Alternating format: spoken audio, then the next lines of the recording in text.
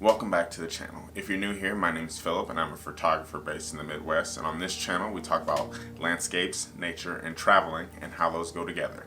And in this video, I'm going to tell you all about histograms.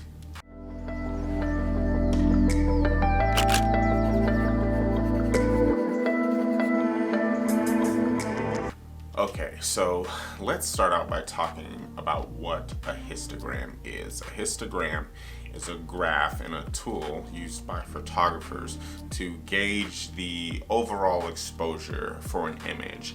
And it also is going to give you an idea of the tone frequency of an image. Now, what the heck does that mean, right? Like tone frequency? So basically, to break it down in the simplest way that I know how to explain it, is that a pixel is a small dot on an image, right? And an image is made up of several of these pixels. So what this histogram does is it analyzes all of these different pixels and colors and shades, and it puts them on a graph. Now I'm going to throw up a graph here on the screen that is going to be a little bit different than what you're used to seeing if you've seen a histogram before. But what this graph is showing is that you have all of your tones are on this graph from either pure black to pure white. And this graph is going to either get taller or shorter based on the number of those particular pixels in the image. So for this histogram that you're seeing on the screen, this image is taller on the left side of the histogram than it is on the right side. So what that means is that the histogram has shown that there's more dark tones in this image than light tones. So that's that spike on the left and then that gradual decline going towards the right. Now, what does that mean for us as photographers? Now, in a photography standpoint, what that is going to help you do is to determine if a photograph is either underexposed or overexposed. Now, let's just get this out of the way. There's no perfect histogram. So you might say, well, all histograms should, if it's a perfect exposure, all histograms should look about the same. And it's true to an extent depending on how you shoot, but there's going to be some variables, right? Or you might think that there should be an even distribution of all pixels. So let's just say, however, if you take a picture of a polar bear in snow, you're not going to see that even distribution of pixels, right? So it's graphing, because we're working in the color white in this example with polar bears in snow.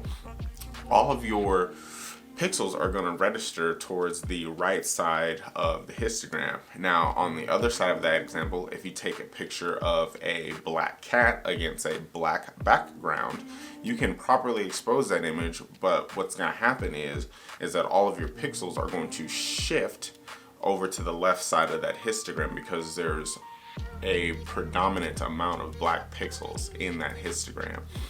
Don't get confused or discouraged if all of your histograms will look the same, because they won't be the same. They will fluctuate based on the image that you've taken. You need to get comfortable and to use the histogram, because the histogram doesn't lie, right? So you can't necessarily use the back of your LCD screen to determine if your exposure's going to be correct or not, because this is going to change based on how bright you have your LCD screen set. It's going to change based on the amount of ambient light in a room. So for example, if you're shooting at sunrise, your histogram is going to appear a lot brighter because there's hardly any ambient light. So this is going to affect the way that you perceive this histogram. Now, the reason you want to work with your histogram is because really what you're doing is not basing your exposure on how you feel about how it looks, basing it on the data that you're collecting. So we need to take a more objective approach and collect data than collect how we feel with our eyes.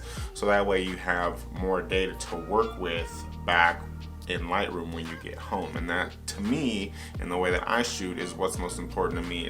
And this is the major difference between shooting in JPEG and RAW. I won't go too far into this, but this is why I personally would recommend that if you're not shooting in RAW, that you get comfortable with that and you get some sort of editing program like Lightroom so that you can work with RAW files, because RAW files are going to keep more of that data, which is going to help you later when you go to edit. Also, another thing to note is that when you look at your histogram on the back of your camera, you are seeing a JPEG histogram. So what that means, and if you've never heard of this before, I would encourage you to just go take any photograph right now, and when you go to put it in your computer, I can guarantee you that there is going to be a slight difference in the histogram that Lightroom shows you and the histogram that's going to be on the back of your camera. So you can take a photo out in the field and the histogram might be showing you that you're blowing out your highlights, for example, but depending on the severity of that, you may not be doing that. So that's definitely something to get to know with your own particular camera. And now every camera will show you a histogram on the back. On my camera, I just have to cycle through the menus a little bit, and with every camera, like I said, that's going to be a little bit different. So okay, so enough of that. We're going to hop into the computer and look at an example. If you are getting value out of this video so far, go ahead and leave a like. I would appreciate it. And if you have any questions, I know I went through that pretty quickly. So if you have any questions about any of the things that I just said, just go ahead and leave them down in the comment section and I can give you a more detailed answer. But for now, let's go ahead and hop into the computer and look at a few practical examples. Okay, so we're in Lightroom now, and for this example, I'm going to use a photo that I took on my most recent trip up to the Black Hills. This was taken at Sylvan Lake. And let's go ahead and look at the histogram, right? So we have our graph here, and this is what you are normally used to seeing for a histogram, with all like the different colors, the RGB scale represented in the histogram within Lightroom. So if you look at this, we are on the left side of the histogram here, and there's a hump here that, like we said before, is the graphing of the dark tones of the image, and that's going to be represented from areas like here, the sand down here, and also these rocks here, some of the reflections. That's where that's going to be registered at on that graph. And we're looking at our other spike over to the right, and those are going to be our highlights, and that's going to be represented by the snow and the clouds in the sky.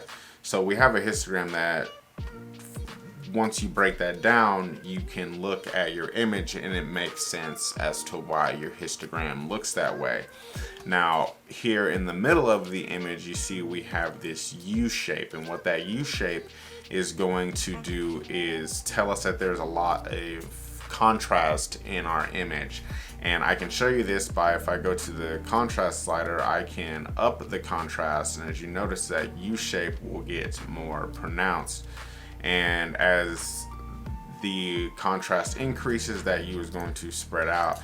Now the opposite of that, if I decrease the contrast, you'll notice is that the graph comes more together, and as that happens, the image appears to be more washed out. So that's what that U denotes in your histogram, is the amount of contrast that's in the image. Now what you can do specifically, if you'd like to, is you can actually edit off of your histogram. So you can click on a specific part, and let's just say you want to bring up your shadows. You can go over to your histogram to the shadow section and click and hold on that, and you see this double arrow here left and right. You can actually drag that forward. So if you say, oh, my shadows are a little bit too dark, I want to increase those, you move that over, and you'll notice that your shadows down below actually move up as well. And you can do that for your blacks. Just make sure that the blacks is highlighted down below, and you can move that over as well.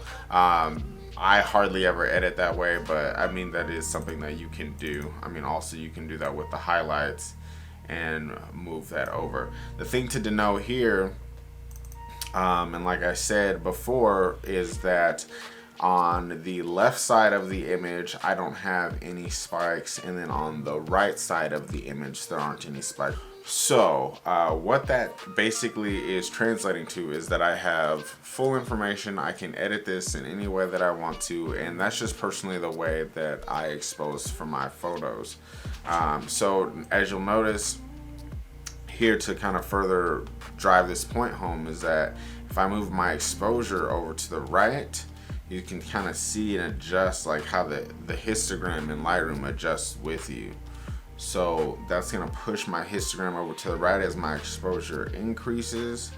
And if I decrease the exposure, it's gonna push the histogram to the left. And that's a pretty simple and basic kind of example of how you need to use and adjust and understand your histogram to create better photos. Okay, so I hope after watching this video you have a better understanding of what histograms are and how you can use them to make the photos that you want to make. If you have any questions about any of the information covered, just go ahead and leave them down in the comment section. I'll get back to you. If you enjoyed this tutorial and got value out of it, leave a like. I would really appreciate it. And if you want to see more tutorials and photography vlogs in the future, go ahead and subscribe, because there is more content like that coming up on the channel.